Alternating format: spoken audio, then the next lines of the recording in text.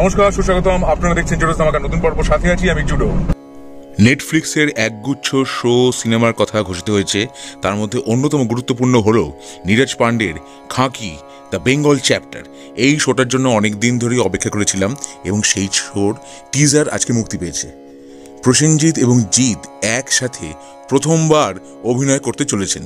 যদিও অনেক বছর আগে একটি ছবি রাম লক্ষণ বলে হওয়ার কথা ছিল, যেখানে প্রসেনজিৎ এবং জিৎ একসাথে অভিনয় করবার কথা ছিল, শুটিং শুরুও হয়েছিল।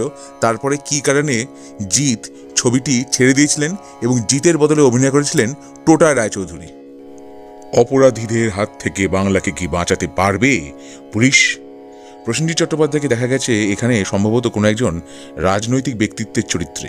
এছাড়াও আছেন শাশ্বত চট্টোপাধ্যায়, আর পুলিশের ভূমিকায় অভিনয় করছেন জিৎ, পরমব্রত চট্টোপাধ্যায়, মিমো চক্রবর্তী আছেন, মিঠুন চক্রবর্তীর বড় ছেলে। জিতের অভিনীত চরিত্রের নাম অর্জুন মৈত্র।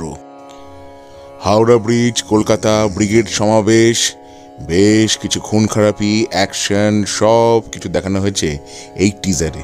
নীরজ পান্ডের ক্রিয়েটেড এই শোর পরিচালক হলেন দেবাত্ম মণ্ডল এবং তুষারকান্তি রায়। প্রসেনজিৎ এবং জিৎ দুজনকেই দেখতে খুব ভালো লেগেছে। প্রসেনজিৎকে রাজনীতিবিদের চরিত্রেই সম্ভবত দেখা যাবে এবং জিৎ আছেন একদম রাফ অ্যান্ড টাফ অ্যাকশন অবতারে, পুলিশ অফিসারের চরিত্রে। শাশ্বত চট্টোপাধ্যায়কে সম্ভবত কোনো ক্রূর চরিত্রে দেখা যাবে এবং পরমব্রত চট্টোপাধ্যায়ও আছেন একজন পুলিশের ভূমিকায়, আর আছেন মিমো চক্রবর্তী।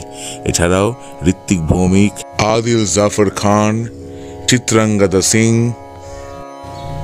আকাঙ্ক্ষা সিং, পূজা চোপড়া আর অনেকে অভিনয় করেছেন।